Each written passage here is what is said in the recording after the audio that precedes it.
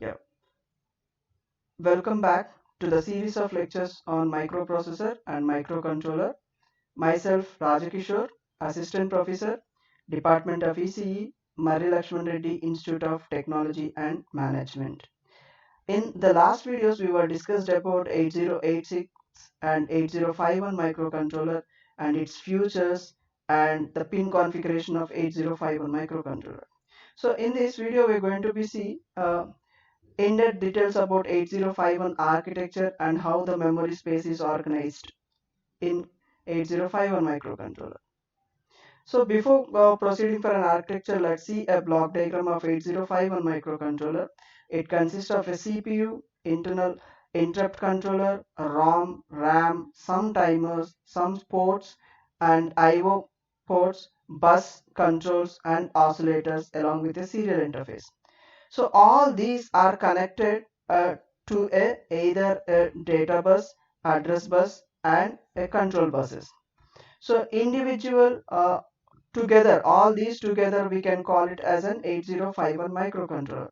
In case of 8086 microprocessor, we are finding only the central processing unit, but all other required things we need to be connect externally, where it is doesn't have any memory of ROM and RAM, and it is not having a flexibility of timers, serial ports, or if I want to connect any ports of 8086 microprocessor, that has to be provided by 8255 programmable peripheral interface.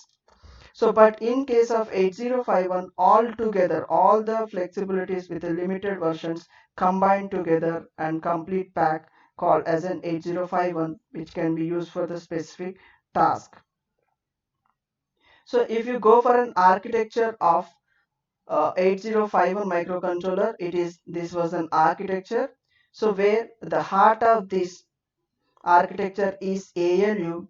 The ALU is an 8-bit ALU because 8051 is an 8-bit microcontroller. So all the data bus are inputs which are given to the address latch unit. Okay, ALU arithmetic logic unit, which is an 8-bit in size.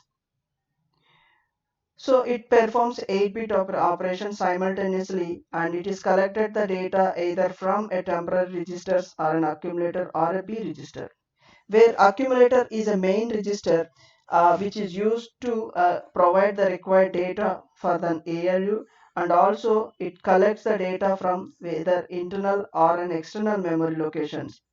In case of B register is used for along with an accumulator, it will be used, and the specifically it can be initialized whenever if I'm going to do any multiplications or divisions or any math operations, the B register will comes into the picture.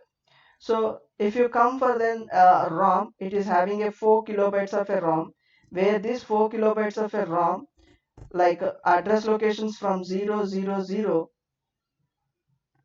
okay, address locations from 000 to 0FFF, which is used for a program memory, which means that it is already stored in the ROM. Okay, read only memory. Whenever it want to be task executions, it is collected from the RAM. Similarly, it is having a RAM of 128 bytes.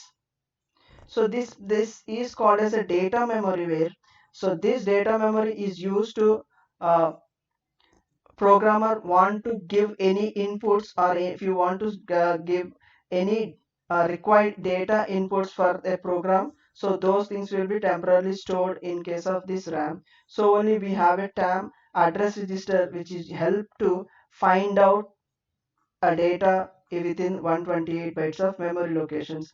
All are connected to a system data bus and address bus. So as we said that we already say that 8086 is a 8-bit microcontroller which is having a 16-bit address bus. So whenever if I want to transmit a data, that can be possible to the data bus, and whenever if I want to collect the data from the memory, the address bus is used. So already we were discussed in print configuration, address and data bus are multiplexed, where the lower byte of address is bus is used for address come data, where higher byte used for only specific address bus. So now ROM, if I want to get any data from 000 to 0FF, we have a program address register which is used to locate the address of the ROM, and the buffer and the program counter and data pointers.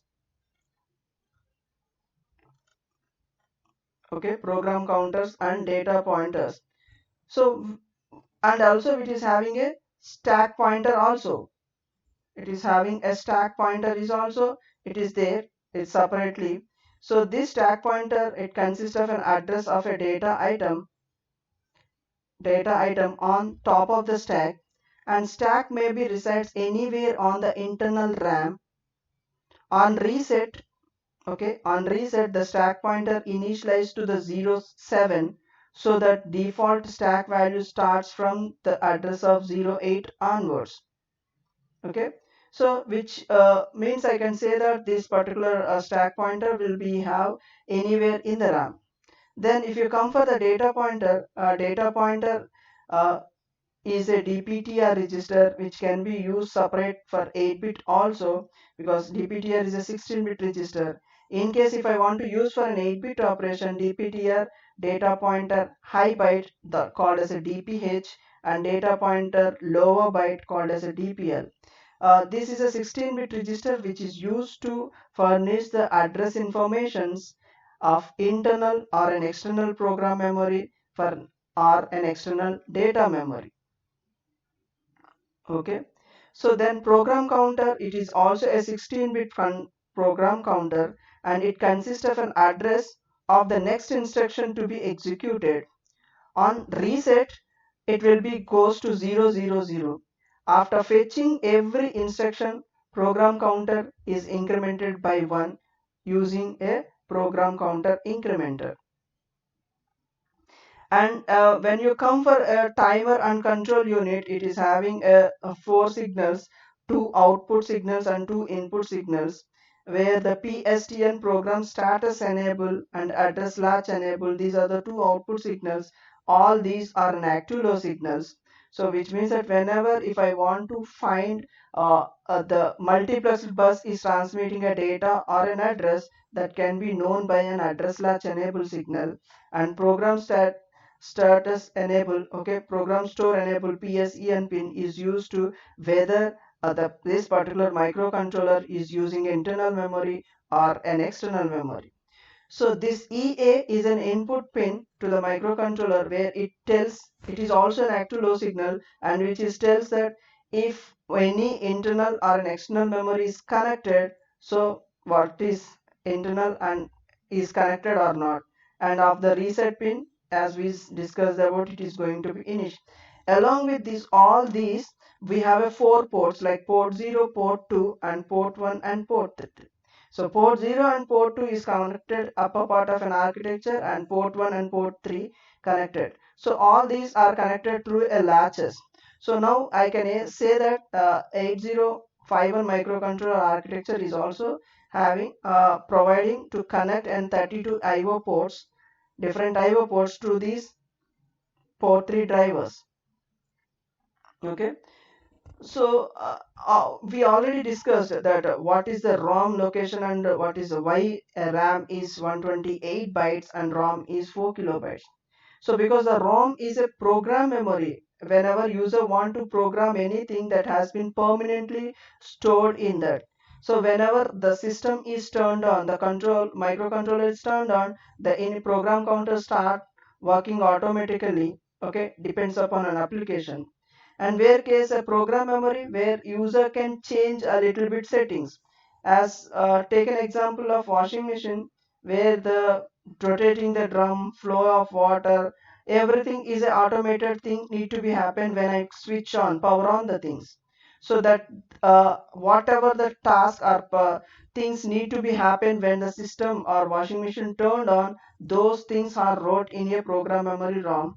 And things which is controlled by the human, which is things in the hands of human, like a flow of water, whether it is a 10 level or an 8 level or a 6 level or a 4 level, and the type of the clothes, time, how much duration this washing machine need to be run. So all these things are in the hand of program data memory. So user can able to fix the data. Okay, user can able to fix the data. So that such type of things can be stored in your random access memory, RAM. So this is a complete view of 8051 microcontroller. Okay, then let's go for memory space of 805. This is a very important because we have both RAM and ROM is there. So this is a program memory of 4 kilobytes. Okay, internal and external. This can be enabled by using a pin EA, external access. So this, when EA is 1, though, which means that I am connecting to the external memory, and EA is 0, external memory is connected, EA is 1, internal memory is connected. Along with, we have a 128 byte of data memory. Okay, in the data memory, if I want, I can able to access from external up to 6. So what is this? Up to 1 is 64K, because I have address bus capacity of 16 bit. So 2 power 16, I can say that I can access up to only 64 kilobytes of data only I can able to connect.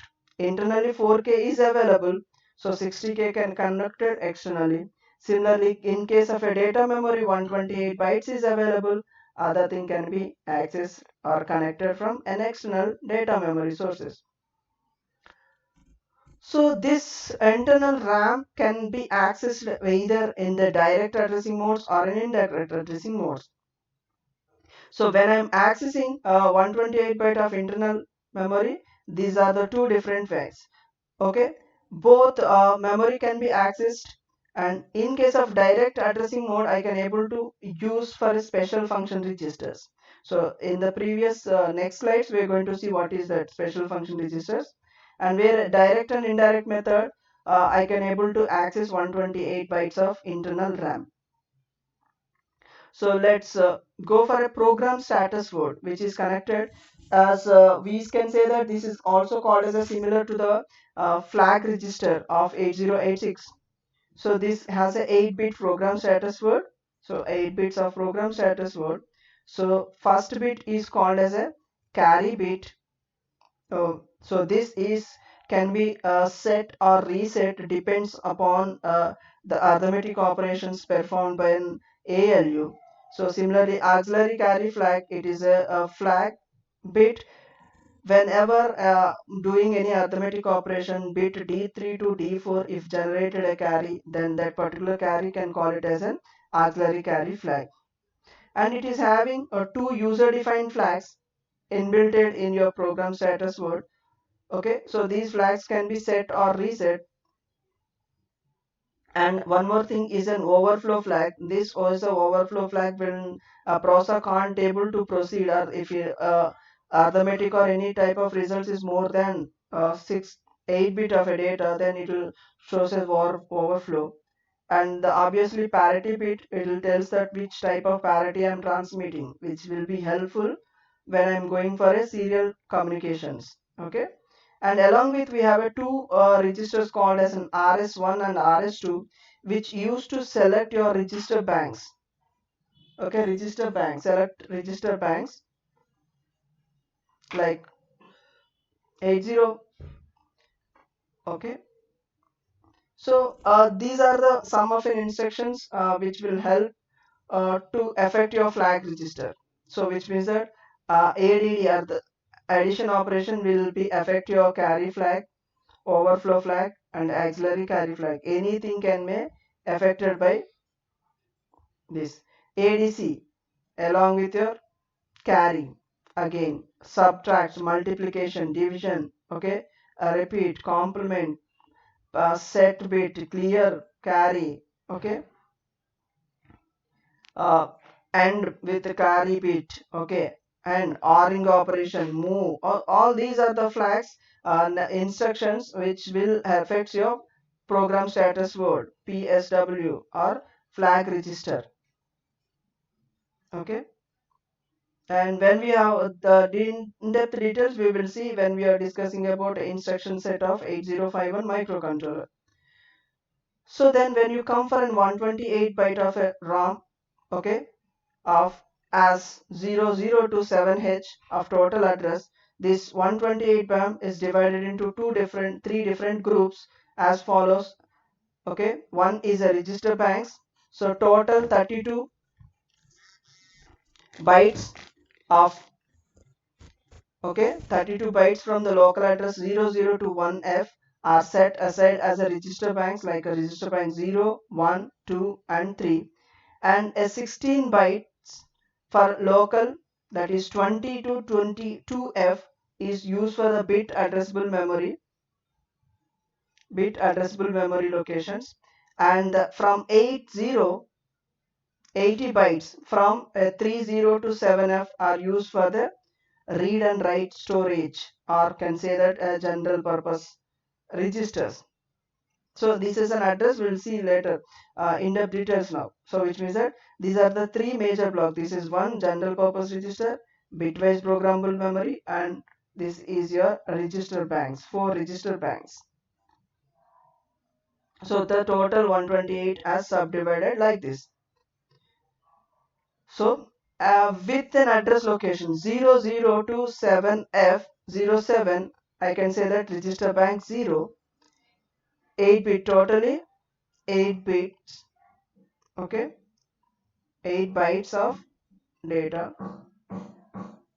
So 08 to 0F register bank 1, 10 to 17 bank 2, 18 to 1F bank 3. There are totally, okay, 8 plus 8 16, 24, 32. So 32 bytes are used for 32 bytes are used for bank selection. 20 to 20F is a bitwise programmable, which means that here individual bits can be taken, where here a bytes can be considered. 8-bit data is taken for read, storing the data, but here I can able to consider bitwise data. We'll see. From the address location 30 to 7F are used for the scratched RAM, that is general purpose registers or special function registers. So this is a register bank structure. It will consist of bank 0, bank 1, bank 2, bank 3. So whereas bank 0 consists of R0 to R7 registers, okay, and bank 1 consists of R0 to R7, bank 2 and bank 3 are the similar fashion. So here the question arises, sir, how we can differentiate between R4 from bank 3 to R4 from bank 0. So for that only we have a program status word. We going to select these banks 00 if I'm giving rs0, if I'm giving rs0 and rs1 like this, okay, 00 I can say that bank 0, 01 bank 1, 10 bank 2, 11 bank 3. So this is a procedure, and this in PSW, this is the status. I can know that which of the bank is used, either R0 to R7, 8 byte. Then these are the address locations of individual banks. So which means that in bank 0, R0 is an address location of 00, where R7 is 07. In case of bank 1, R0 is 08. So that even within address locations also I can able to differentiate which bank is used. Whereas R0 in bank 0 with an address 00, same R0 in bank 108, and R0 in bank 2 10, and R0 in bank 3 is 18. So even the register name is changed, same, but the address location is going to be changing. Similar fashion for other things also. So this is a complete picture, complete address locations of all 128 bytes of RAM. Okay, where these are the banks 32. So 22 to F used for a bitwise addressable and general. So here in case of general purpose, starting from 80, okay, these are the different registers we are going to use: stack pointer, data pointer, lower byte, data pointer, high byte, pcon, tcon, tmod, low. timer low, timer 1, timer high, 0 and 1, P1, port 1, this is port 0, address locations of that particular port.